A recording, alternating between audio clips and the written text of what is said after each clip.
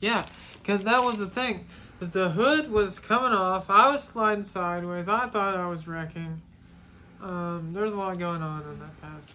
Okay, so it has come to my attention that I haven't discussed anything, any changes that I've made. What in the past? What's it been? 2 weeks? Yeah, not very long. 3 weeks? Anyways, so we did get out to Carolina Dragway. Anyway, so what happened out there was we were on the 275 50 15 tire, which is a smaller sidewall tire. It's a 26-inch tall tire. So just randomly it decided it wanted to grab a little piece of metal in the fender well. Maybe a rock kicked up and hit that piece on the fender well and bent it in just enough for the tire to grab it. Anyways, so what it did was it cut a nasty groove into it to the point to where it was down to the cords. We could not use that tire any longer. I already wanted to go to a 275 60 15, which is the normal 275 that pretty much everybody runs. It is a taller tire. I think that's like pretty much 28 inches tall, so that's 2 inches more, 1 inch on either side. So I had to make a couple changes, and also we had just changed the heads and the cam prior to going out there to test with the smaller tires, and then after messing up the tire, came back home and added a little bit more room for the drive shaft to go farther down in the chassis without hitting the rear cross member. Fix that so I have more separation. Put the bigger tire on it. Oh, I got a shifter, which I thought I had set up correctly to shift on its own. It definitely did not shift on its own. Well, it kind of did. It kind of didn't. It was kind of a mishap. So that's kind of what we're talking about now. So we're out there with these new tires. We're out there with a new setup on the car that's not been tested. I've got a new shifter that is not the same as the other one, so it's confusing me. It's not not very comfortable yet with that setup.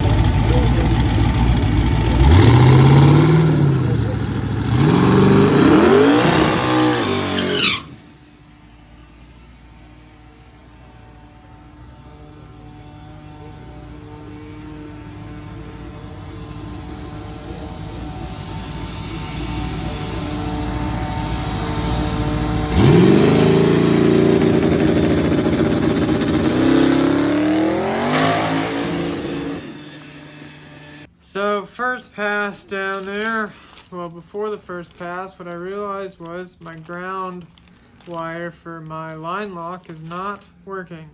So I wasn't able to use my line lock like I normally do. So that's just another thing that kind of threw me off my game. The first pass, what I did was I set up the air shifter to shift at 6,900, and then it would shift and the solenoid would stay active until the RPM dropped to 6,800. I thought that would be fine. What ended up happening was whenever I left off the brake, it zung up to, zung, is that a word? Zinged? Yeah, maybe. It went straight up to 6,900. It made the shift, but what happens is there's such a delay between the time that it physically shifts on my shifter to when the transmission mechanically makes that shift inside. It come to find out it's about a 1 second delay between that time. So whenever I was commanding the shift at 6,900, it wouldn't actually shift it until a second later, and it was already in the rev limiter. So I just hit straight rev limiter, just all through first gear. It was terrible. So that first pass was a whopping 12,002. The 60 foot 1.3. I figured it would slow down because with that same tune previously with a smaller tire, it did a 128. So what is that? Is that a tenth? Lost a full tenth? I am not the 128 to mathematician. 138. Our place keepers. Tenths, hundredths, thousandths. We lost 100th. That's what it would be, right? Sure. I'm not a math person. Same. Anyway, so what I ended up doing was I contacted Scott on the Facebook. He's the guy that helps out a lot on the drag and drive stuff. And I really messed up my description of what was going on. It was very stressful. We had people trying to talk to us. We had, I don't even know, a million things going on at one time when it should have been just casual testing. Plus, we drove 3 hours to get there. We get there and like you gotta hurry up and get in line because if you don't, you're not gonna have any passes. And we only had like 2.5 hours left after the first pass, so it was like a hot rush to get back in line. Plus, I'm trying to fix this issue that I am not familiar with because on the 240 it was a power glide. All I had to worry about was a single shift. I didn't care. If it made that shift and the solenoid held it the whole time where I couldn't move the shifter, it wouldn't have mattered. But on this, it's got to reset and make another gear change. So I was trying to rack my brain around it. Kind of didn't really get anywhere. So what I ended up trying was, since it wasn't making that shift in time, I lowered that shift point by a lot. But that wasn't yet. So what I did was, on the second pass, I thought, well, I'm just going to see what it does when I manually shift it. I kind of want to see where I need to shift it, how long it takes before it actually makes that shift when I manually shift it, and then I'll figure out how to set that up later.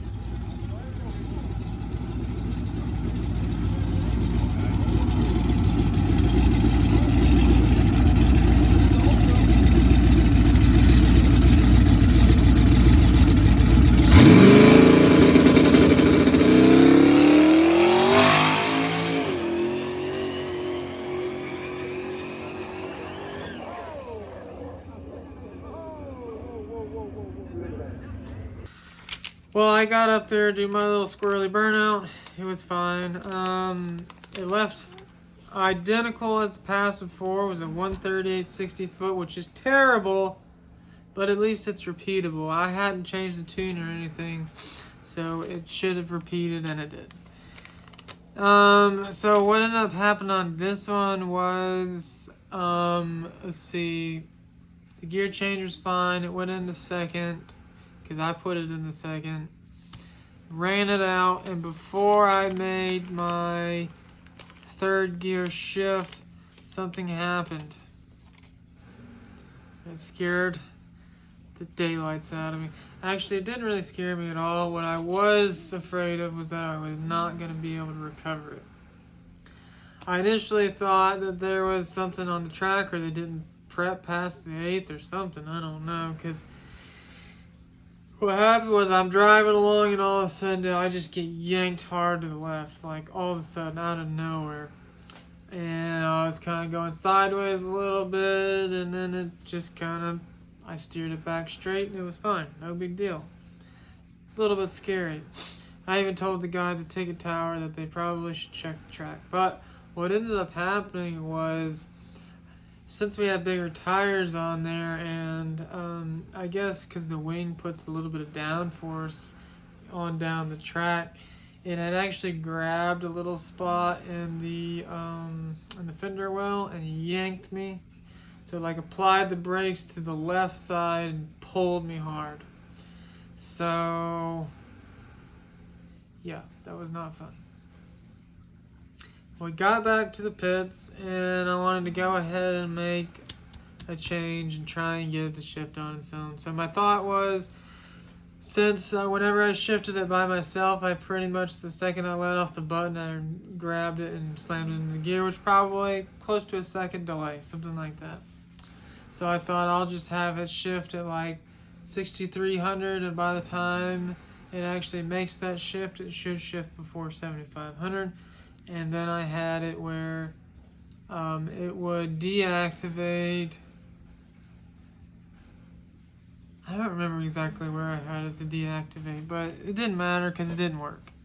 It made the first gear change on the limiter. And then it did, what did it do?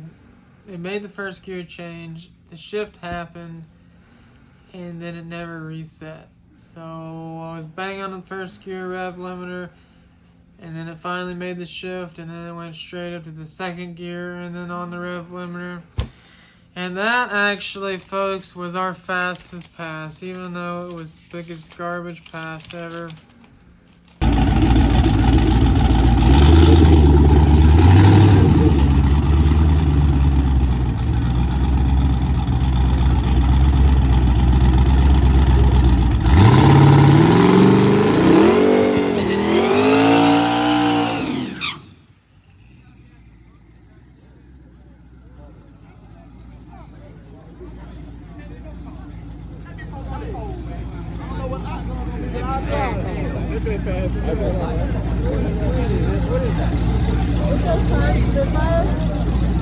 Spitfire?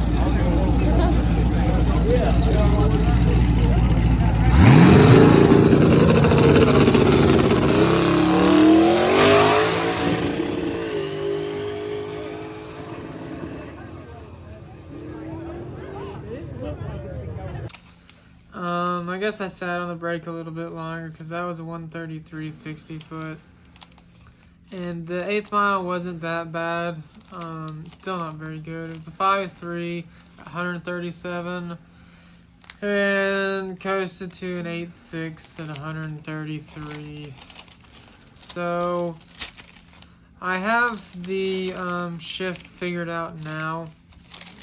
What it was I had it set up just to do shifting based off of RPM, which it would never work the way that transmission is. So it's set up to shift off of RPM, but what it does is it doesn't hang that shift. Like the solenoid is air operated. Like you hit 6,900 RPM, but it doesn't unload the air shifter until you drop back down to 6,800 RPM. So now I have it set up in the racing transmission individual configuration where it makes the shift at, I think I have it at 6,300 RPM, but it's a single pulse to the air shifter, and it'll activate it for 0.4 seconds, and then it deactivates. And then it sets up for the second gear change that comes on at 4 seconds or 6,900 RPM. So that will make second gear change when it's supposed to. And that should be it. So anyways, it kind of feels like a wasted experience just because it takes so long to get there. It's 3-hour drive there, 3-hour drive back. We spend more time on the road than we actually do at the track. Got back at 2:50 a.m. last night. We didn't eat dinner because if you stop, you're getting home at like 4. Timothy always forgets to feed people, so if you go anywhere with Timothy, bring your food. Pack your own lunch, people. I am not a provider of foods. Yeah. No. But there are a few things that we have to change because we're going to try to go to Texas. I've already got my tickets, so we're going. Are we ready? No. The hood was trying to fly off because I put that little bumper on, but I kind of pulled the hood a little bit more forward because of, well, that's the other thing we did was extended the front end a little bit. Put the strange struts on there, got the steering. But the wheels, the front wheels are a little bit farther forward, so I had to pull the front end just a little bit farther. Yeah, so now it has a really cool ratchet strap to complete the look. Yeah, so we have to ratchet strap the hood just for now. Just until the fiberglass gets gets here and I can do it right. But yeah, on that one, what was it? Was it the last pass? No, second to last pass where I actually got some speed. I was like, what, 130 miles an hour? Yeah. The hood was trying to come off. And I thought to myself, yeah, because that was the thing. Because the hood was coming off. I was sliding sideways. I thought I was wrecking. There's a lot going on that pass. You wouldn't just run it without a clip. No, because if I run it without the hood on it just throws me off completely. I don't like it. Granted, I did that with the 240 for a long time, but I did always like running with the hood on that car too. But we just had so many problems. The moral of the story is just don't ever go testing. Just go straight to the event. You'll figure it out when you're there. Yeah, that car seems to like to do that anyways. He's like, forget testing, just put me in. He's a performer. He says, I'm not under pressure, this is lame. Like a temper tantrum. I don't know. And for some reason, I won't say for some reason, I don't know why. So on the race tune, I lowered the idle because it was idling like 1,000, which is fine. But if you're sitting in the lanes, it wanted to kind of get warm. Not terrible. I mean, I like to race at like 180 degrees tops, and it would be up at like 192 or something because it's idling at 1,000 RPM. So I dropped that down, and I forgot when you drop that down, for some reason, it just does not like to crank when it's hot. And we were out there, and it was like every time it was go time, it just would not want to crank right. That's nothing, just stresses me out, and I thought, oh, next thing, my battery is going to die, but it didn't. It was fine. It was just stressful, and everybody's looking at you like, what's going on, man? I don't think anyone was looking at me. I saw somebody look at me. There was one or two guys looking at me. I was too busy maintaining eye contact with the staff so that he would remember that we are next. Yeah, that track is a little bit weird. There's not a lot of cars there compared to, like, we're used to Atlanta Dragway or any streetcar takeover event or any race organized event where you get your lane, what do they call that? Your staging lane? Yeah, I mean, they give you assign your it to lane you. assignments, yes. And then you pile up in those lanes. If you skip a lane, they're going to be like, what are you doing, man? Get back in your lane or you're not running or whatever. Anyways, dedicated lanes. So everybody's like moving lanes and they ran this whole lane out and then they run somebody over here and somebody over here comes up from behind wherever just randomly and then they run them. Like there wasn't a real order to the madness. It was just kind of confusing. A little bit irritating. Well, most track officials are bossy anyways. I felt like he just kind of was like, okay, you can play and sure, you can go. Yeah, they kind of just let people do whatever, which, I mean, I guess that's fine or whatever, but... We don't like to complain or approach people, so it didn't work very good for us. No, kind of just like following the procedure. But I just stared him down, and so did Timothy. So. Just look at him in the eyes until he looks at you, and then he's like, 1 second. You nod, and then you just stare, wait, ready to press the button. Yeah. It was a very short night. Yeah. I wouldn't say I'm productive. No, we learned some stuff. Learned that the front end is killing the trailer. Those tubes, the frame rail tubes, keep digging into the trailer. I need to make like little skids. We already knew that though. We also already really knew that the tire was too close, and I actually think I asked you several times. Yeah, but it was never touching. What I didn't account for was going down the track at speed, having down pressure from the wing pushing down on it. And there's on that at Carolina, a little past the 8th, there's a transition there, and I'm sure it hit that, and kind of that's when it bumped and grabbed it. So, oh, and I changed shocks. Yes, I did. Shocking. It is very shocking. The best thing to do is just change everything and expect it all to work perfectly, because that's how it works, right? Yeah, and then you can't tell what's wrong or which part, you change that's affecting what you're doing. So it's really fun. Yeah, because ideally what I wanted to do was get there and work on my 60-foot times. Like, I want to get down to the 1:10.60s, and we're not even... The thing doesn't even come on until well after the 60-foot. I mean, you can watch it in the videos. It's like, bleh, and then just blah. I've got to get that from the very beginning, and then it's going to be really quick after I get that sorted. But you can't get that sorted until you get the thing to go down the track without banging on the rev limiter all the way down. Anyway, so if you're not aware, we have merchandise. Yeah, if you've watched this long and you weren't aware. I'm going to break this up. Oh, okay.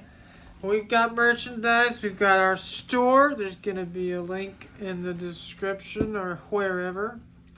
Also, if you want to, and even if you don't want to, you're going to have to subscribe, because we need some help out here. We need some motivation. Sir Humphrey cannot perform without people watching, so we need people watching. And if you're interested in this journey of ours with our little car and maybe another car, that might be happening sometime. Subscribe, comment, like, and that stuff. I suppose it helps out, who knows, but we enjoy having people interested in our stuff too. So if you are, tell your friends, tell your brother, tell your sister, tell your mom, your uncle, tell your dog, everybody. Okay. Anybody you want to tell, and people you don't want to tell. And the merch is not just Blythelife Racing. Yeah. So it's the Lifestyle. merchandise is racing lifestyle stuff. So if you're embarrassed to wear a Blythelife Racing shirt, you don't have to. So Yeah, you it just can, says I like racing. But also, like, all the women's stuff out there is not super great. I'm sure other race wives will tell you they don't want to wear some cheeseball shirt that says something stupid. Sorry to anyone that sells cheesy shirts. I don't know. Maybe you think ours are cheesy. It's fine. I never thought about cheesiness. But I do like cheese. Oh. Anyways, alright. That's all we got, right? Yeah, I was just going to say you were a provolone guy. Pro baloney. Not amateur baloney. Pro baloney.